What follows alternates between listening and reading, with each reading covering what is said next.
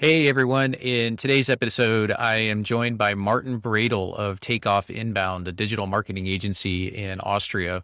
Martin really saw the writing on the wall when buyer behavior started changing about 10 years ago and then became the first agency in Austria to focus strictly on inbound. Now, as buyer behavior has really been shifting again in the last couple of years, Martin talks about where he sees the marketing landscape going, the future of marketing agencies' role in organizations today, and how to sell an inbound strategy to hesitant execs. The time really flew by in this particular discussion. We covered a lot of different topics. You're really not going to want to miss it. So let's get into it. So you started off as sort of a PR, a traditional PR Yes. firm, and then Yeah. you have evolved Yeah. to incorporate inbound Yes. marketing tactics, marketing strategies, Yeah. and then Yeah. over the last what 10 years, is that about Well, right? yes. Yeah. Yeah. We started 2012, so it's 9 years. But yeah, next year it's 10 years. We have been the first inbound marketing agency. The European Yeah, market was quite slow to establish this philosophy, this marketing yeah, method, yeah, and also marketing automation. Only in the recent mhm, years, there is a yeah, takeoff of marketing automation here. Yeah. yeah. That's cool. And then you're going to be sort of rebranding from as a traditional PR into more of Yeah. a modern And we inbound marketing. we are Yeah, doing no PR work since the yeah, last 10 years. We have been yeah, doing no PR work, mainly only inbound marketing hmm, process. So, but basically what we do is we help companies to plan and to implement an inbound marketing process, and then we stick around with them 3 months, 6 months, whatever they need, help them to get the whole thing running, and then hmm. we are starting a new project, a new client. So basically, we are happy if we see the whole thing is working for them. I think that's fascinating to me. I talk to agencies a lot where Mm, that is their core competency, and yeah. a lot of them have really sort of latched on to what I believe really is the smartest, most sustainable, Mhm, evergreen way to grow a business. mhm, mhm. And I'm just curious, like, how do you sort of what drew you to it to begin with, Mm, and why did you sort of evolve into that? yeah. 10 years ago, I had quite an history of public relations work. I was head of corporate communications in one of Austria's biggest companies with 50,000 employees. And I was even the president of the Public Relations Association here in Austria. So for my background, I was full PR guy.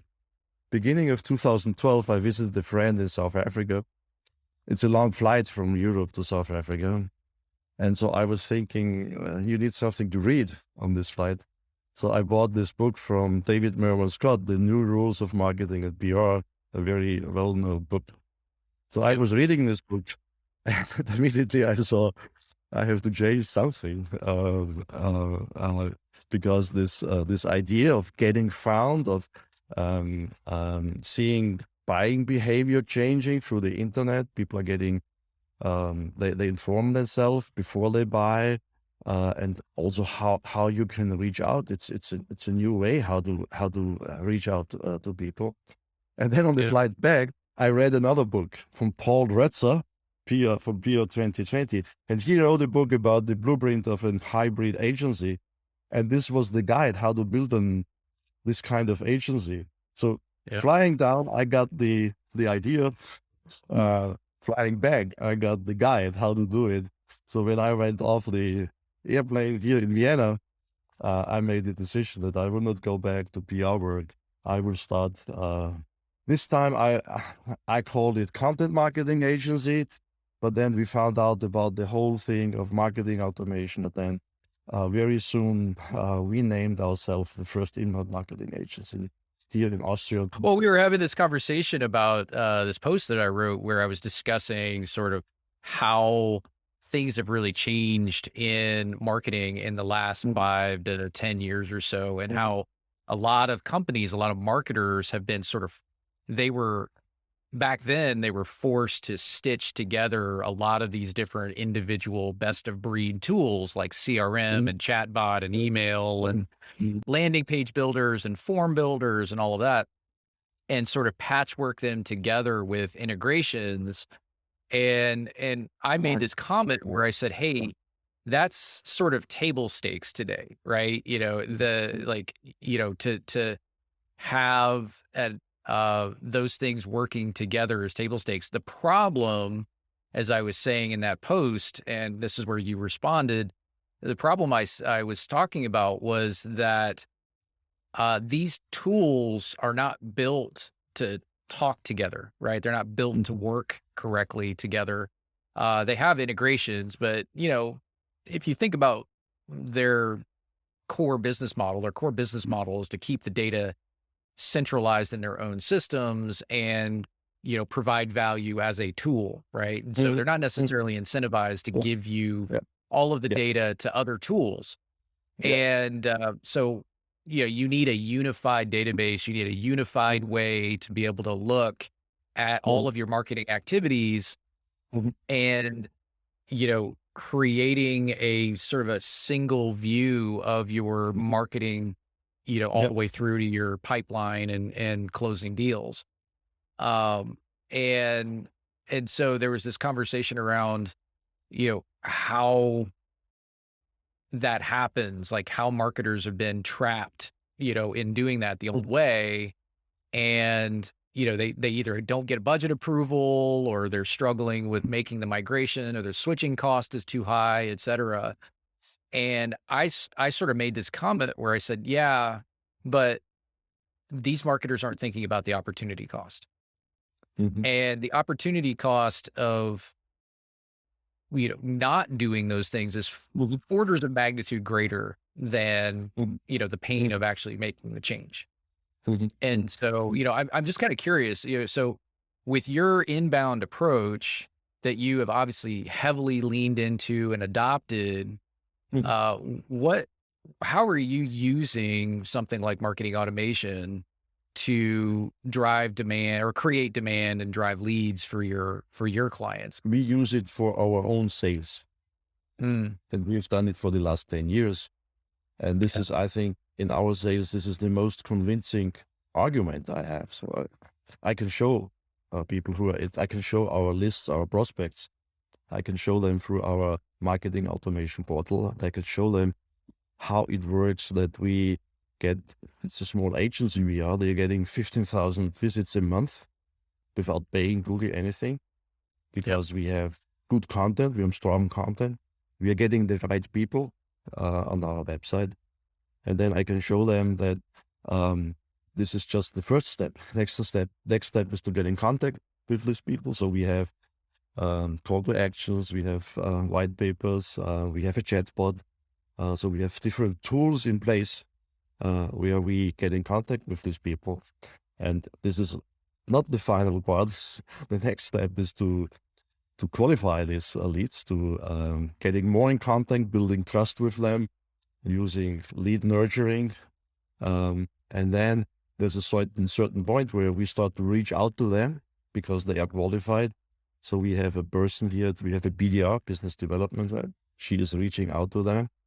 And then I can show them the numbers. So I have my numbers. I have my numbers in my head all the time. So we have 15,000 visits. We have 200 leads.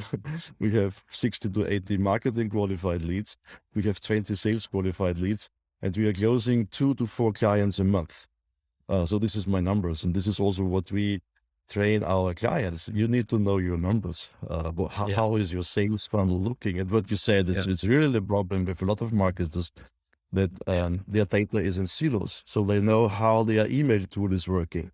They know how their LinkedIn ad campaign manager is working, but they don't know this traffic they are getting from LinkedIn, how it is converting, how this not just converting to leads, how this traffic is converting to sales. So we have to see that whole, and even I see this. I know that still I do not have all the data because nowadays more and more also on LinkedIn, you hear this term like social. So there's a lot of things you cannot control, but still, and this is what I hear so many times, that they say the sales funnel is broken because you cannot control. Yeah, maybe I cannot control 50%.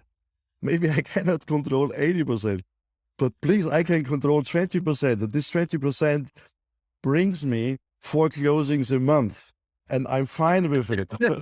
even there's 80%, I don't know. Yeah. But if Yeah. 20%, that I can manage it. Yeah. I can look. Yeah. It's the 22nd of December. I can look and I see, do I get visits? Do I get market Yeah. qualified leads? Do I have sales qualified leads? And this is somehow, I think still, I don't think that the sales funnel is broken. There is a funnel. Maybe it's not the truth, the whole truth Yeah. you see there, but you see enough to make business. And so this is, I think, how we sell ourselves. We can prove that. Please look, we are a company, we are B2B company. Mostly we're working for B2B clients. So I think numbers are still, data is very important. In your case, it's the same, is that systems like yours, they can provide data for marketers. And so marketers are able to make data-driven decisions. So it's not just we see this main KPIs. I can also see attribution reports. I can see what kind of content attributes, not just that we get visits. Visits is nice, but you cannot bill anyone who visits your website. It's I can see in our marketing automation, I can see attribution reports that tell me what single blog posts attribute to revenue. And I think this is amazing. If you know this kind of content, this kind of campaign, this single page or this call to action or this landing page, how much does this one attribute? And then also those who don't attribute. I mean, it's amazing as a marketer. When I'm coming from PR, I've been working in big company, and I know I was very close with my friends there who doing big advertising campaigns. They never had the security I have now. And they never could sleep at night, but I can sleep at night because I know my sales funnel is filled. And I think our most value for marketers is to give them this security, to give them something they can build on. I think marketing people, it's not easy for them in the position they is. Normally, sales is getting all the praise because they are getting the money in. They sign the contracts. Like I said, 2 million this month. And then marketing is sitting in sales in a C-level meeting, and then C-level looks at marketing and says, and you've spent the money, The sales has brought in the revenue. But I think now what we can help, and I think this is really the most important part, what we do is we can help marketing people to show, to prove what they are contribute on the revenue, maybe also on the last line on profit. And this, I think this is the chance we have now as agencies, is to educate marketers to use these tools to sell themselves, to really to position themselves, to really show what the value of marketing is. This is why I'm so excited, and this is also the difference from PR to what I'm doing now, is that I can really prove with what we are doing, how we contribute to help companies to grow. And if you want to see it in a bigger picture, is somehow how we contribute to make a better world, because things are working. One thing I'm telling my colleagues, and something is that, you see, we have done a good job. If marketing people are happy, if the children are happy, if the families are happy, then we have done a good job. first of all, I love that you use marketing automation for your own pipeline creation and driving your own revenue for your agency. I think I probably talk to agencies consistently every week, and there are at least one or two that are struggling with that because they're so busy spending time working with their clients that they have not figured out how to build out a sustainable pipeline for their own agency. And so, that security, like you were saying, is crucial. Knowing that there is a sustainable group of hand raisers that are in your ICP that are interested in your product or your service, and that is a repeatable thing over time, right? When I talk to agencies, the number one and number two top concerns that they have is, I'm going to lose my client, right? So that's number one. Like, I'm going to lose client and therefore lose revenue. And that impacts my head count and everything else. And then the second is, I'm not going to be able to replace that client with other people because I'm spending half of my time hunting down new opportunities, new client opportunities. And if I could take that 50% of the time that I'm hunting down new client opportunities and actually just focus on clients, I would be so much more successful. So those are the two things that I hear a lot.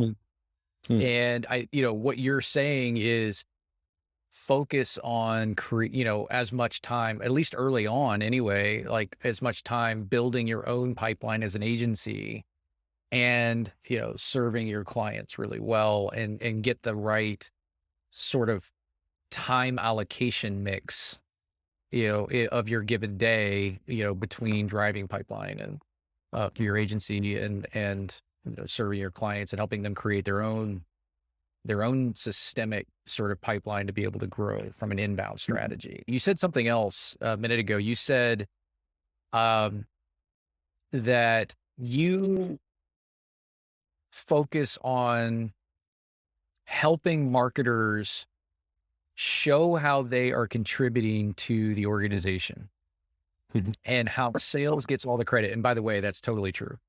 Absolutely true, especially in a sales-led, B2B environment. Sales is typically gonna run things. The production companies. Typically too, you got stronger personalities, et cetera, right? I mean, there's also sort of interpersonal dynamics there, but in terms of, the sales team coming to the table on a weekly or a monthly sales update and saying, I just landed this $500,000 deal or, this $50,000 ACV type, product is measurable and is memorable and trackable, right? In a CRM. And that's exactly what every CFO, or CEO wants, right? Because I want to be able to point to that, and I'm going to how do I scale it too, right? It's like, how do I do 3X? And where I see organizations get into trouble is they are a sales-led, sales-oriented organization that thinks that doubling or tripling their BDR AE mix in their sales team is going to incrementally double or triple their pipeline and their revenue. And you see that a lot with Series A companies, right? They've raised their first round off of seed money and they figured out what their model is, or they're starting to figure out what their model is. They grow it. They typically, they've got their salespeople in place, or they're getting their salespeople in place and they figured out, kind of what their CAC is, and they figured out what the close ratio is, or in the process of it. And then they go and they raise like a Series B and to scale. And then what ends up happening is the first thing that they typically do is they just take the playbook that they've been running and then they just double or triple it and on the sales side. And then of course, exactly how that story ends, right? So they start struggling. what ends up Yeah. happening is this CAC starts going higher, Yep. the cost per lead starts going higher. The sales team isn't being fed. They're not hitting quota. They have high turnover rates, right? They're all like deals are not closing as quickly as they used to be. The CEO is pointing to the new sales manager that they just hired and spent a bunch of money on, or the new marketing lead that they just spent a bunch of money on. And of course, it always used to work better when I did it as a CEO, right? There's always that story, like Good. clearly you're failing, Good. right? The I should buy CFO on is you. over here on the other side. They're counting the numbers Yep. and they're saying, I'm putting all of this money in, and and it's not scaling the way that we had originally modeled. It's based on historical numbers, what happened, right? And they're trying to figure out how to diagnose where the problem is. And all of that stuff is happening in then you mix in interpersonal dynamics, right? You've got sales over here and marketing, and sales is saying, you need to send us more leads, and the leads that you're sending us stink. Send us better leads, right? And then you got marketing over here on the other side who's saying, well, the leads that I'm sending you, you're not working. And I can see it right here. It's not working. Like you're not actually, your BDR team's not following up or whatever, right? And what ends up happening is, you get this finger pointing activity that is just a recipe for dysfunction. And ultimately, I am a huge advocate, which I'm really curious to hear what your take on this is, but I'm a huge advocate of the fact that having a holistic view across your entire funnel, from ad impression or something in the awareness stage, all the way through to on-site behavior, to a demo or a sales request, schedule a meeting, all the way through your pipeline stages to a closed one deal, is totally doable today. It wasn't, in the defense of marketers who are sort of inheriting, old technology and pieced together tools, you inherited that stuff, right? That was 5 or 10 years. That's sort of all we had, but today we have something that's better. And the holistic view, I've seen it over and over and over again in organizations, both early growth stage all the way to more mature, mid-market, lower, enterprise, that solve the symptoms that I just laid out between the CEO and the CFO and the sales and marketing misalignment and the finger pointing and, the high CAC and everything else, with understanding and talking about when everybody in the room is talking about the same thing.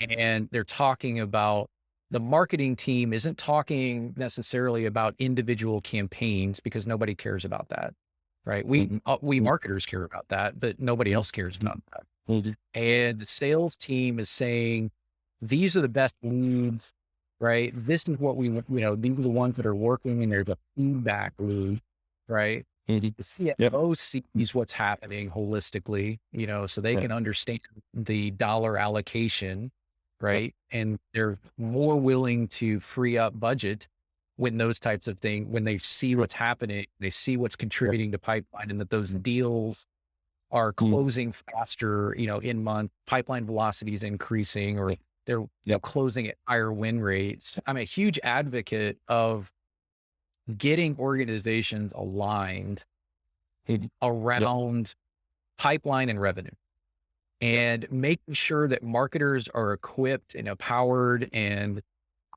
know how to talk about pipeline and revenue in a way that gets them a bigger seat at the table when strategy sessions are happening and budget time comes around, and there's a credibility building factor when you're able as a marketer to say, the opportunities that I'm bringing to the table are the ones that are closing, right? And I can show it to you, visually show it to you.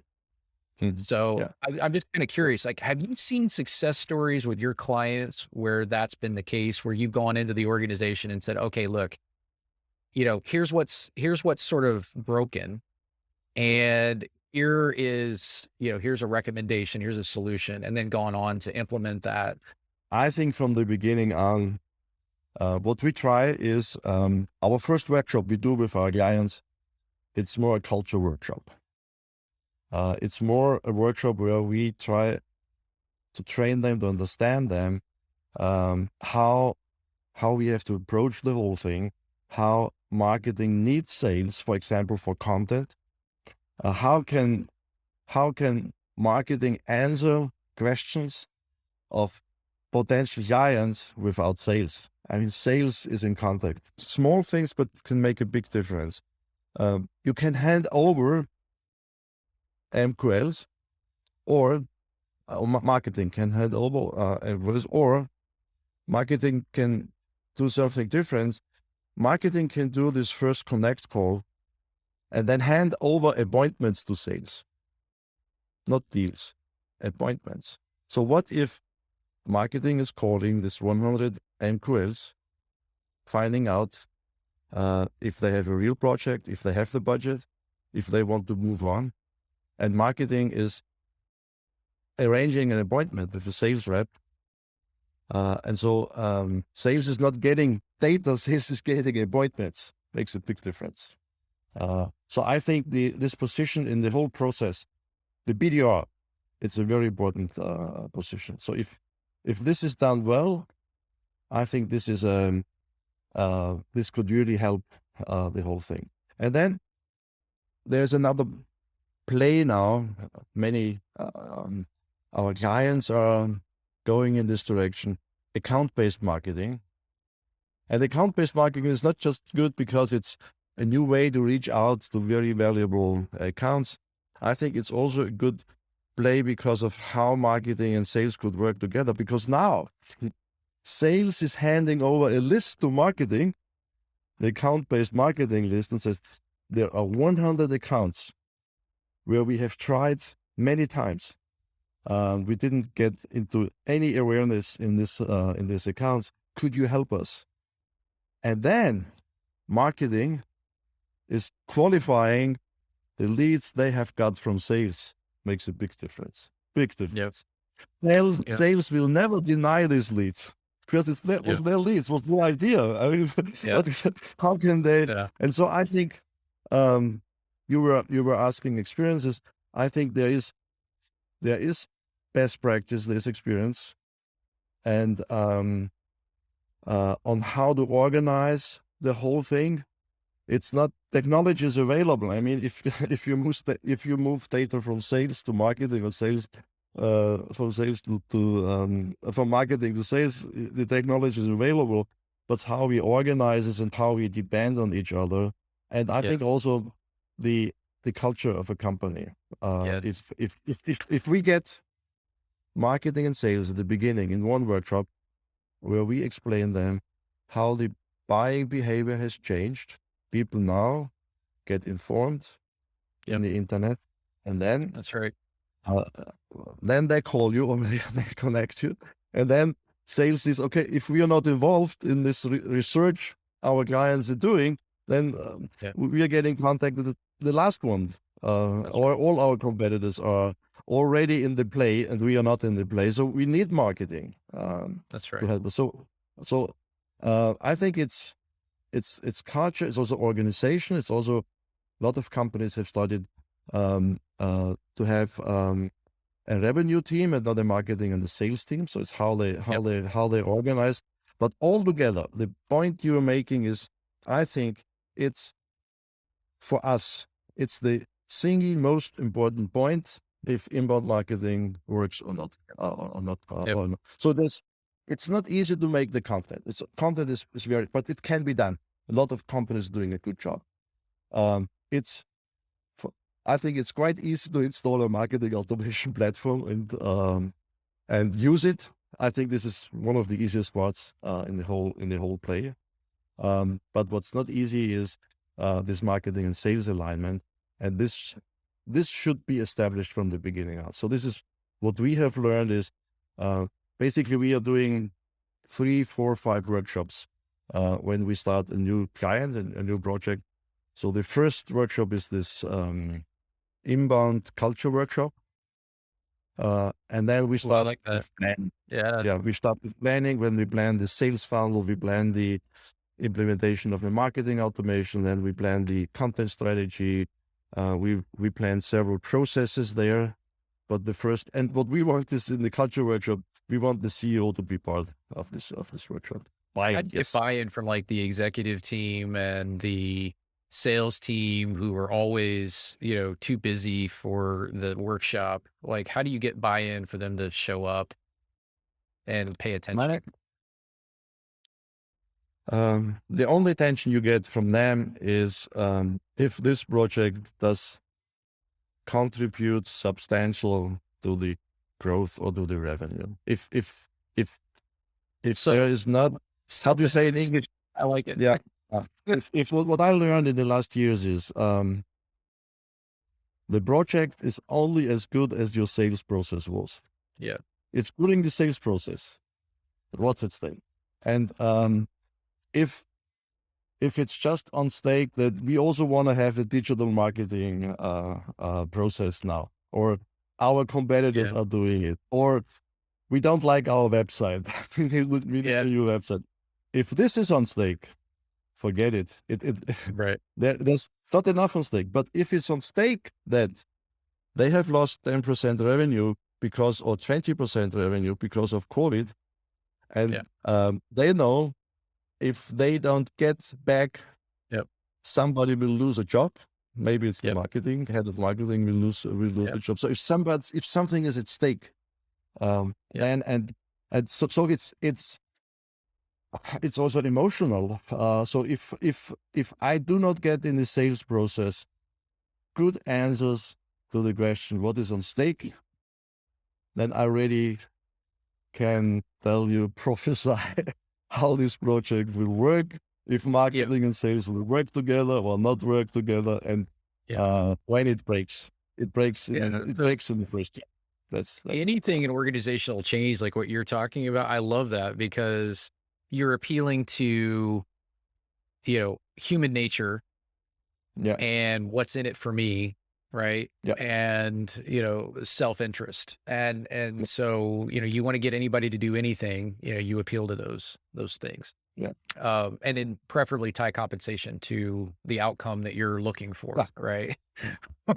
which is always, I think always the main driver that keeps those things in place. Yeah. But my feeling is that the loss, even more the possible or the outcome of a loss, sometimes motivates even more than compensation outlook you can give somebody. It's well, I mean, I think, and if you're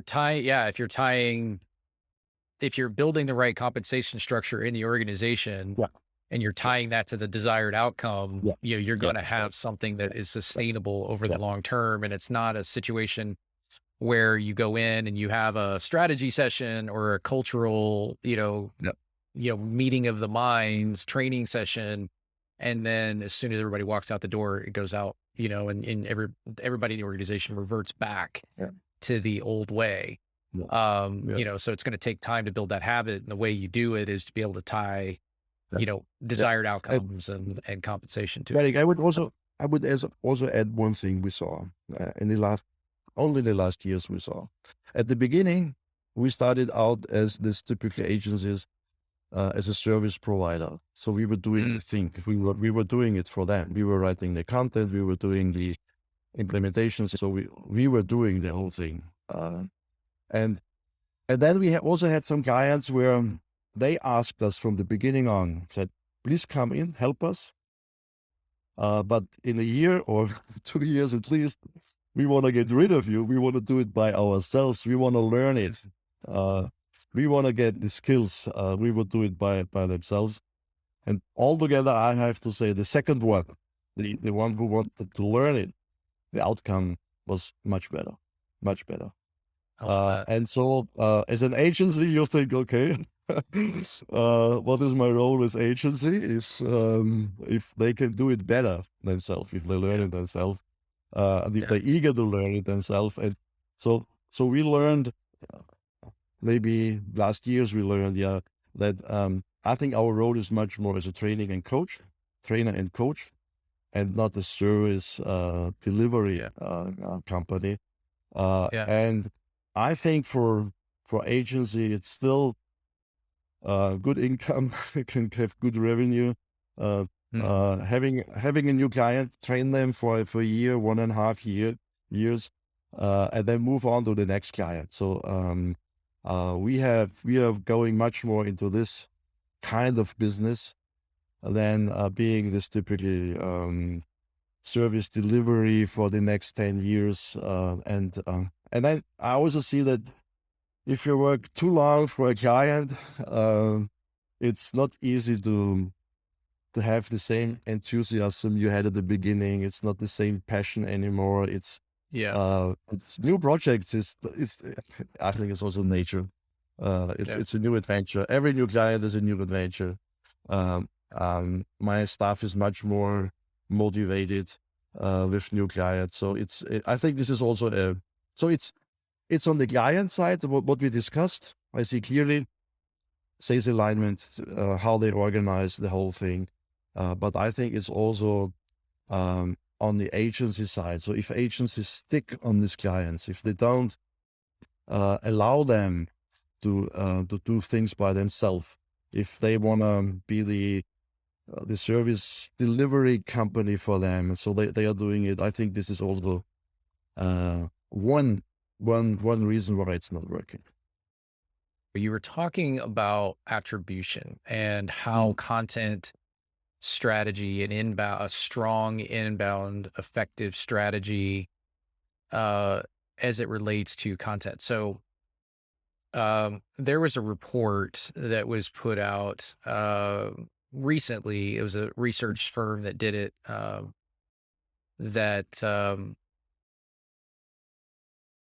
that said close to 40% of marketers struggle with the quality of the leads that are coming in, Yes. and in particular understanding and really getting attribution correct, right? And that being one of the top barriers to success in their overall digital strategy.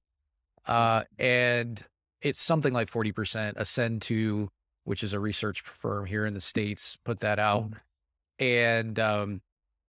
And that's actually surprising to me because I would have thought that that number would have been far higher. I would have said double that.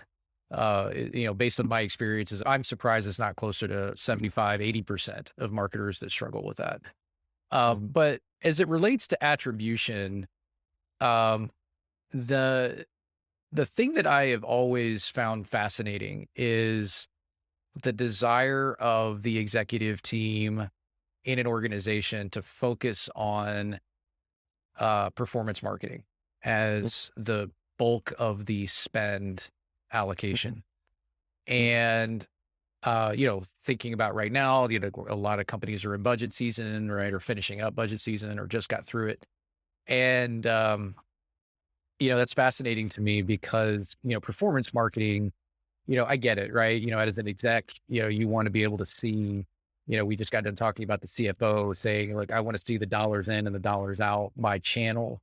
And I've been in organizations in the past where, you know, the focus was so firmly entrenched on attribution and understanding what the CAC and the CPL was by channel that the company missed the forest for the trees.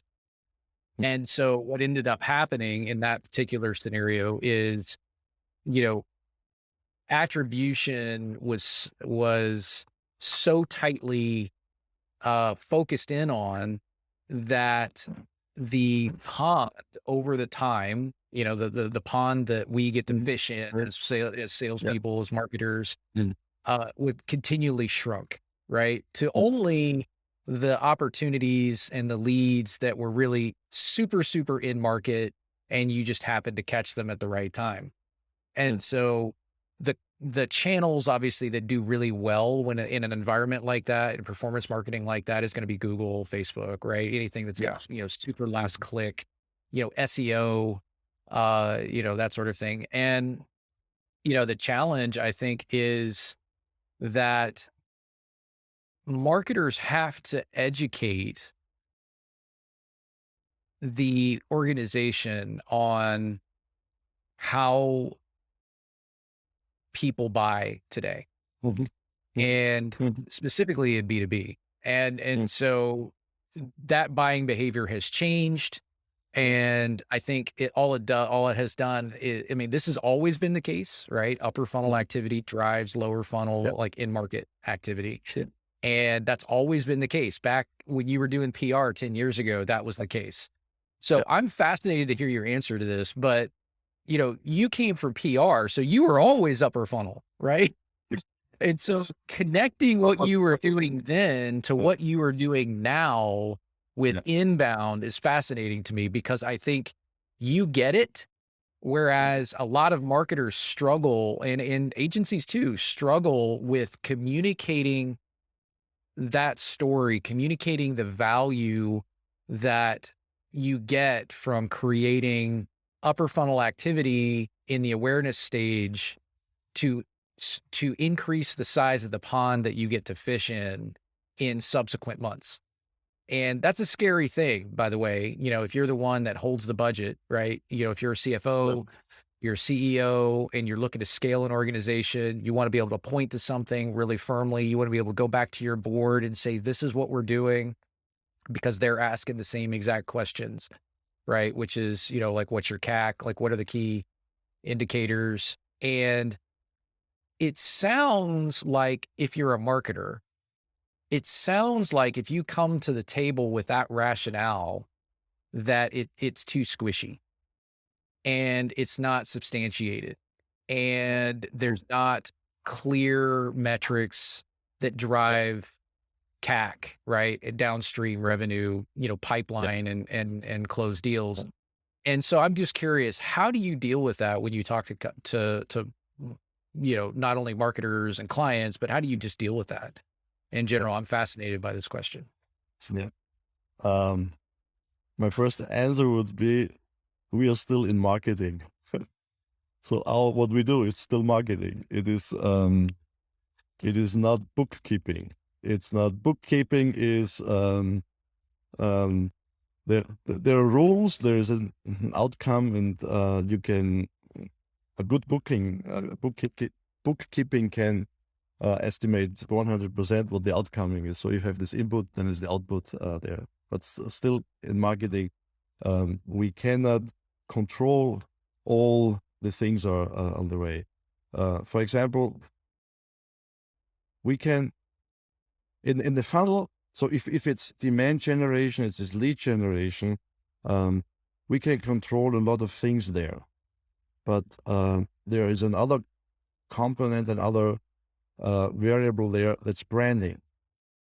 How can you measure the attribution of branding to the outcome? I'm also a lecturer at the university here, and I'm coaching students with their master thesis. And many times students at the beginning, they are very enthusiastic about their work, and then they have this hypothesis where they say we build brand, and then there's an outcome. But how can you prove it? There are mathematical methods. There is somehow statistic pathfinding models where you also can calculate them. But it's not far away from 100%. But what we have to Yeah. think about, where do we come from?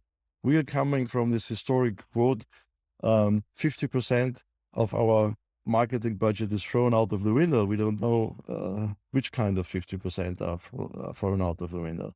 I think this quote is 50 or 100 years old. And today we are much better, much better. So we have through this anal tools we have, analytic tools we have, and I think much more in through marketing automation, because what marketing automation is doing, it's connecting traffic with CRM data. I think Yep. that's really big move for us, because in Google there's no matching between, or it's hard to match CRM data with traffic data, but we can do it in marketing automation. We can there, and then I think altogether, what I would say, as CFO is that we are starting when we start a new inbound marketing project. We are calculating a funnel. So we say what is your revenue gap? So it's 2 million. How many clients do you need in a time frame in 12 months to get this 2 million revenue? So they say, I don't know, let's make it easy. Well, they said 1 million per client, so you need 10 clients. What is the closing rate of your salespeople? It's 1 to 5. So we need it's 10. We need 100 sales qualified leads, and then we have some experience, some benchmarks, and then we can calculate how many visits, how many awareness we need to reach this there. Is this 100%? No, but it's not. There is variance. There is it's not always you do not always guess it right. It's guesswork. It's not scientific work we do. Yeah. But through the experience we have, they can say, okay, but we have this KPIs, so we can during the next month they see, okay, we don't reach this 10,000 visits. We have only reached 8,000 visits. But we have the conversion rates from visits to MQLs, and so we have this framework, and we can optimize this framework. So there's a lot of data points on this framework. Yes. What I would say, the CFO, I would say, we have the frameworks. We are much better than this 50% throwing out of the window, and from year to year we are improving it, and you see how we improve it. So it's constantly improvement there. And then what we also have to think is that because we were before we were discussing the pioneer phase and then the B phase and things like this, and then we also have to grow. We cannot stick to the old recipe. It's a little bit also. I see a lot of companies that they got stuck in this old recipe book. You produce blog posts, you produce white papers, and then you get leads. This was at the starting, but now we have a lot of other different plays we are playing. We are playing this ABM gameplay. We are playing the demand generation play. It's different plays we are doing. So I think the best answer we have for the CFO is that they say, look, there is a model of our sales funnel. At the end, you see this 10 millions or this 2 millions you need, and we are working there to get this in. And then what we also can do is from the beginning on, because I'm a lecturer at the university, some mathematics that we say there's a golden rule: customer acquisition costs to lifetime value should be 1 to 4. That's the golden rule. And now we constantly we can check our business case. Are we still in this bandwidth of the golden rule? Is it still 1 to 4, or do we outspend, or do we spend too less for what we want to reach? So there is. I think what I see is it's still a big advantage to speak these numbers. So you say there's a revenue. We need sales qualified leads. You see how it's now, you see it in the next month, but you see a path how we get the revenue. So there is a connection between the revenue and what we do as a marketer. What the alternative is to report vanity numbers, to report, I don't know, clicks, Facebook shares.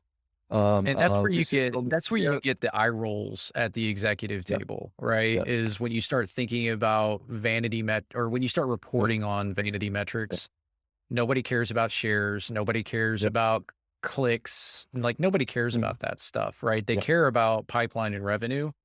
And they care about those downstream activities that are pretty close to, like, the actual deal is done, right? And so of course that creates the challenge for marketing, right? The marketing department has to say, we're going to help you connect the dots for what I'm doing at the campaign level all the way through to a closed one. So the way I do it, I don't know if this if this lines up with what you were just saying, but I love what you just said. You're like, hey, like 50% I can probably track, right? But the other 50% is going to Yeah. be sort of in Yeah. that fuzzy area. And the way I Yeah. describe it to executives is I say, look, attribution, contrary to most reports that you will go out and read, is really not your single source of truth.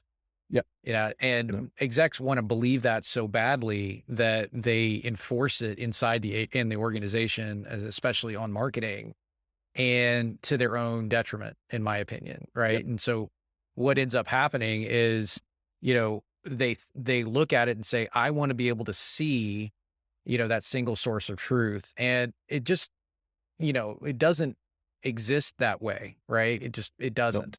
Yeah. And I've said this before in like LinkedIn posts and other places, like um how like the more you try to measure things and get into like, because obviously there's multiple models, right? There's first click, last click, Yeah. multi-touch attribution, Yeah. like all those things are Shape. great and they get you closer. But Yeah. what ends up happening is the more you treat it like it's like attribution, like it's flawless, the less it really behaves like real life, right? And Mm. it should be used for directional purposes. And so Yeah. when I say Like. something like that in an organization, like what'll happen is people will sit back in their chair and say, "Well, what do you mean?" Well, Yeah. that, because it's so counter, I think, to what they have Yeah. traditionally Expect. come to believe or Yeah. have been, Mhm. convinced. And so then I sort of turn the conversation and I say, "Hey, look, I- you're not unlike every other buyer out there. So think about Mm. how you yourself buy today. Mm. The way that you and obviously, CEOs are not signing up for things or buying things, but they are totally, even as consumers, right? It's the same behavior.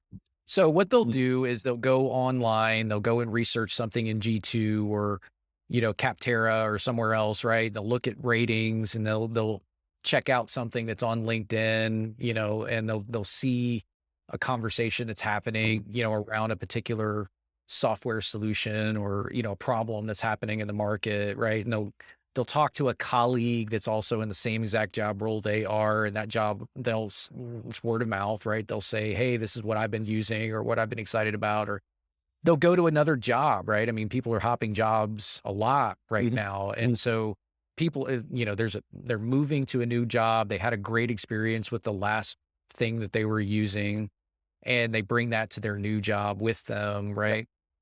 And so that is more typical of the buying behavior today than it's ever been.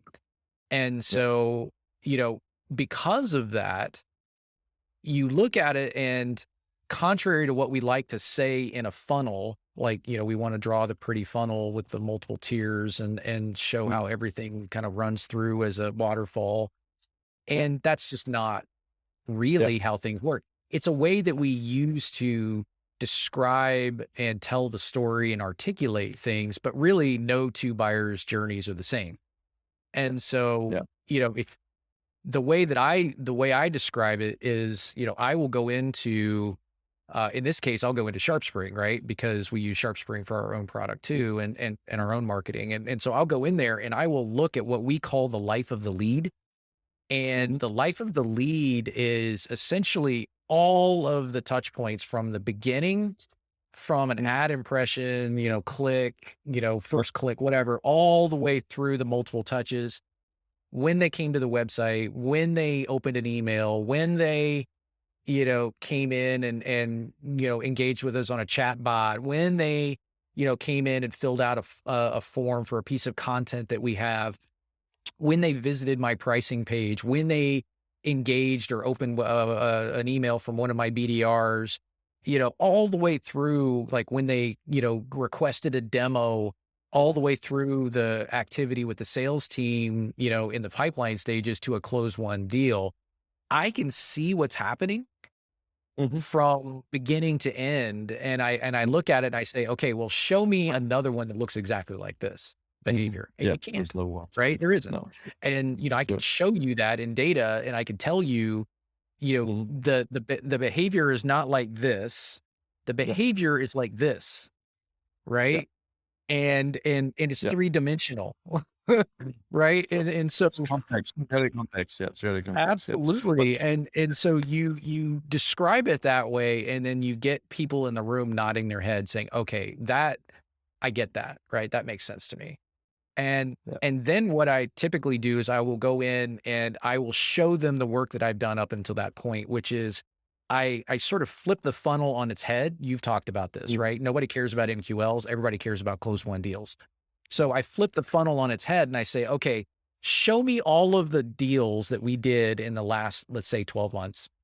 Mhm. And based on the last 12 months, uh, what are all of the channels that Yeah. actually drove that behavior for a closed won Mm. deal?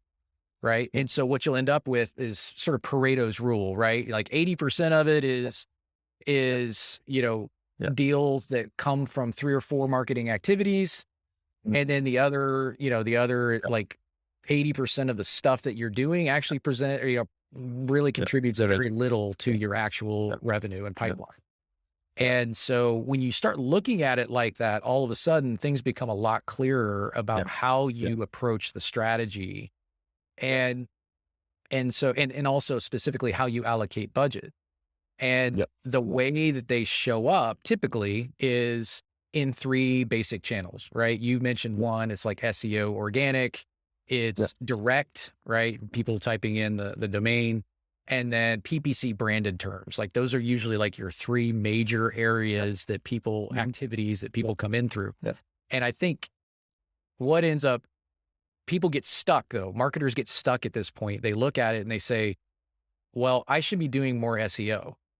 I should be doing more, PPC, right? I should be Mm. doing these things. And Mm. what they're like, it's funny, like from one step to the next, there's this danger I think marketers face where they say it's organic that's driving this behavior, right? Or SEO activities that are driving this behavior. Let me triple my SEO budget or whatever, right? Mm. Mm. And while I believe in SEO heavily, like we should be, all marketers should be focusing on that. That's actually not what's driving the behavior, right? Mhm. And so if you think Mhm. about what's happening in the buyer journey, what we Mhm. just talked about, it's the other things that you can't track, that Yeah. drives everybody crazy, right? It's the stuff Yeah. that is in what you just called dark social, right? So, it's the stuff that's happening in LinkedIn activity and word of mouth activity and changing job activity and, these other things in social, or upper funnel paid, paid awareness ads that are driving that behavior to somebody coming to the website through a branded term or whatever Mhm. that end Yeah. up going to a demo request form and ended up, Yeah. becoming a deal. Sure. And Yeah. and then I get the question of, oh, well, how do you know that? How do you Mhm. prove that? Show me that in the data. So Mm. it's funny, like I've started doing this exercise and you'll love this. I did this exercise um I don't know, 60 days ago when I first came in. Mhm. Mm. And it's funny, I haven't even shared this internally yet, but what what I have done is I add like, I don't know, on the 3rd or 4th day that I came in, I added a field to like whenever I come in, our clients or, my past life or whatever, one of the things we would do is we'd say, okay, well, where'd you hear about us? Right. Mhm. And, Mhm. just an open field, no drop Yeah. downs or anything, but an open Yeah. field and like, hey, where did you hear about us? And they tell us, most of the time, Mhm. like, we'll get enough data points from people saying, oh, Mm. okay, well, I found you Mm. on a podcast or I found you, Mhm. because a Mhm. colleague recommended, or I was an Interesting. agency before, but now I'm out on my own and I'm doing my own thing and I've got to, Mhm. and so Mhm. I have thousands and thousands of requests or of Mhm. responses.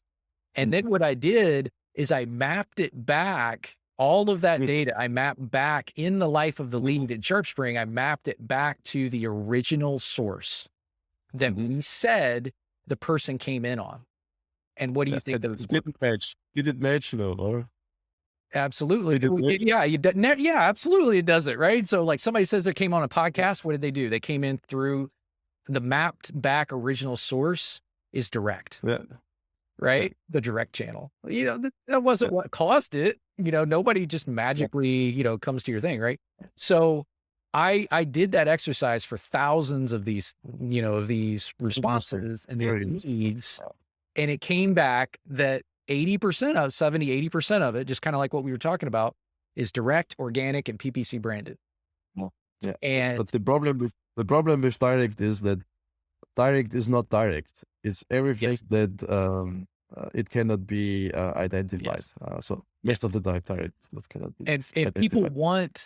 people want, I hear executives say this all the time. I want more people coming through with intent.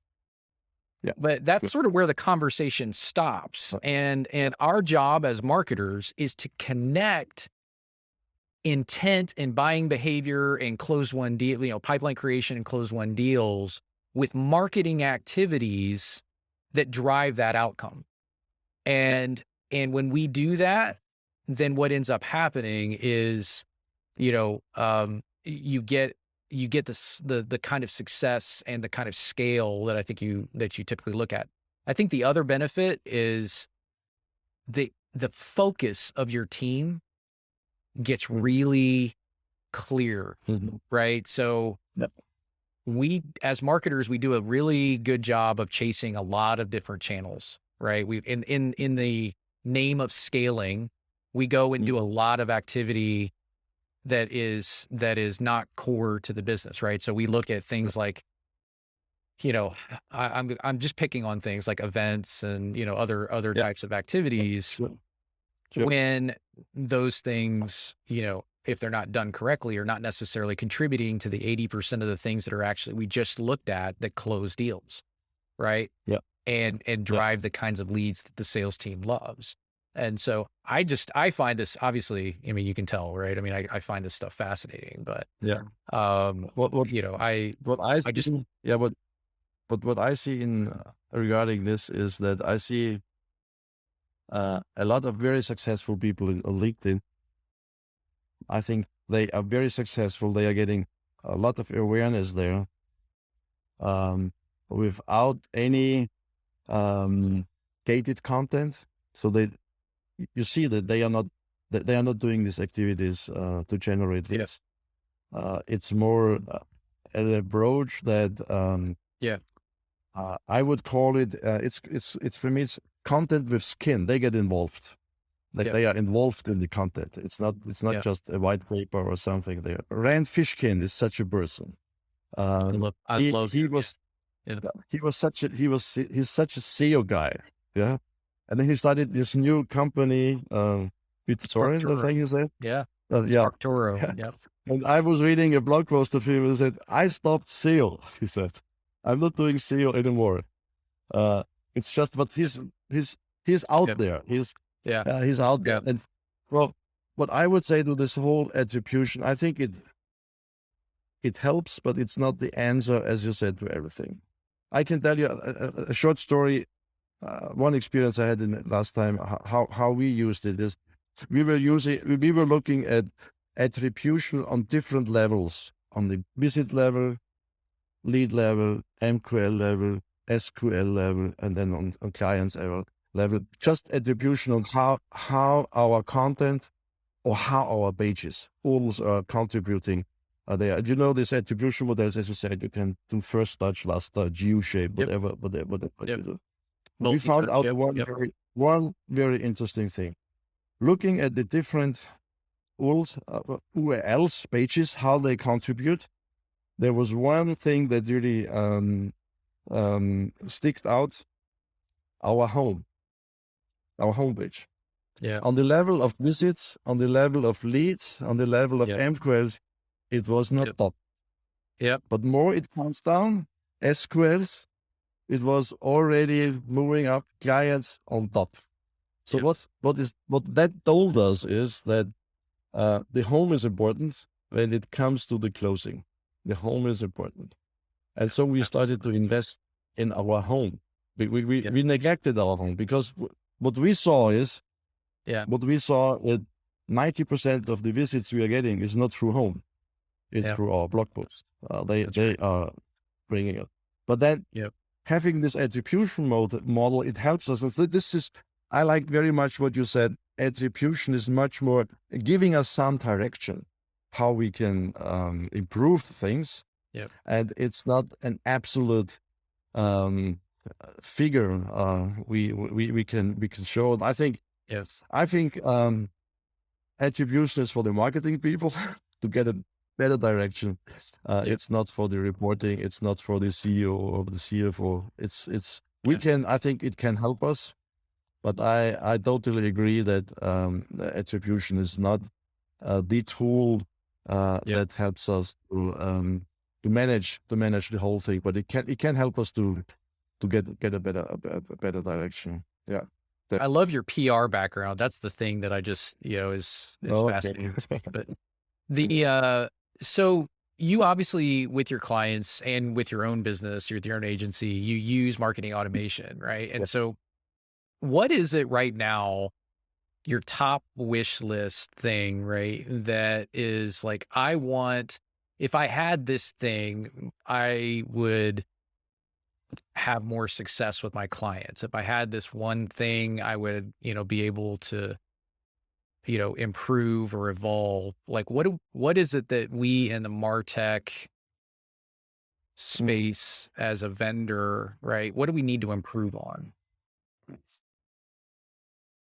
There are several things. One thing I think is it's still not easy to connect marketing automation to other IT systems, CRM. Although I think you and a lot of other third-party vendors are helping us to connect it, but it's still, Right. in the most of the time, we are a marketing agency, and as a marketing agency, we are not so much in technical details, and so if we need technical support for doing this, this is holding us back. So it should be marketing automation is there, so marketing people, not technical people, can do the job.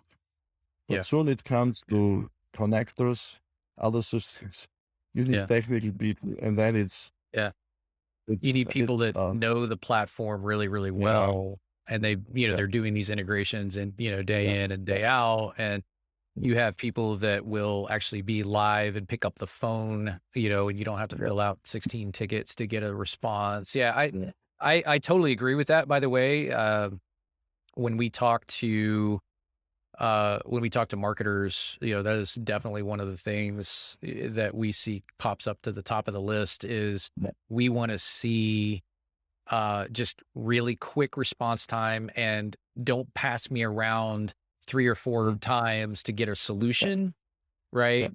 Give me somebody, on the first connect, right? Because I have a business to run, I have an agency to run, I've got a client that needs something, or I'm, whatever, and that first touch resolution is super important, and it's something I know that we focus on really, really heavily. But I totally agree. Like there's that marketers are not supposed to be IT people, right? And so, having, business solutions, at a point where you can get in and just get the answer you need and move forward, I think is great. Yeah. No, I hear that a lot. Because I think we got a little bit spoiled by you marketing automation vendors. We learned that we buy these platforms, and then they are ready to use. So it's implement them. It's configuration. It's no development. We configure it there. And normal marketing people, sure, the tech-savvy normal marketing people can handle the job. But when it comes to these integrations, it's not. It's their unit. So this is what I see. One of the big challenges we have now. And then the other thing is also that we have marketing automation, and then we have, I don't know, it feels like we need 100 other tools, additional tools, SEO tools, analytic tools, I don't know, data tools, different things we need there. And Yep. I know that you also HubSpot have done a lot to integrate all these tools and have them available, but still it is overwhelming. You know, this MarTech from Brinkner, what's his name? Chief Martech is where it comes from, Yes, right? That's Chief Scott MarTech. Brinker, Yeah. I think is who you're Yes, talking about. that's the name. Yeah. Yes, Yep. that's Yep. the guy. So this is, I think, also a challenge for our clients and also for us is that additional tools we need, and it would be good if most of the things we need on a daily basis that they are integrated, that we don't have to care about how to integrate them and buy them, and then you have. I see it every month. I get my Visa bills, and then I see this, I don't know, 50 extra tools I'm paying month by month. Absolutely. And then every tool is maybe just 10 euro, 50 euro, some are 200 euro. But then It adds up. if you add everything together, Yeah. it's almost the same amount I spend, for additional tools. And this is Yep. crazy. And they so don't it work would be half as nice. well as if they were one unified database solution. Yeah. And that's, Right. yeah. Yeah. And then Yep.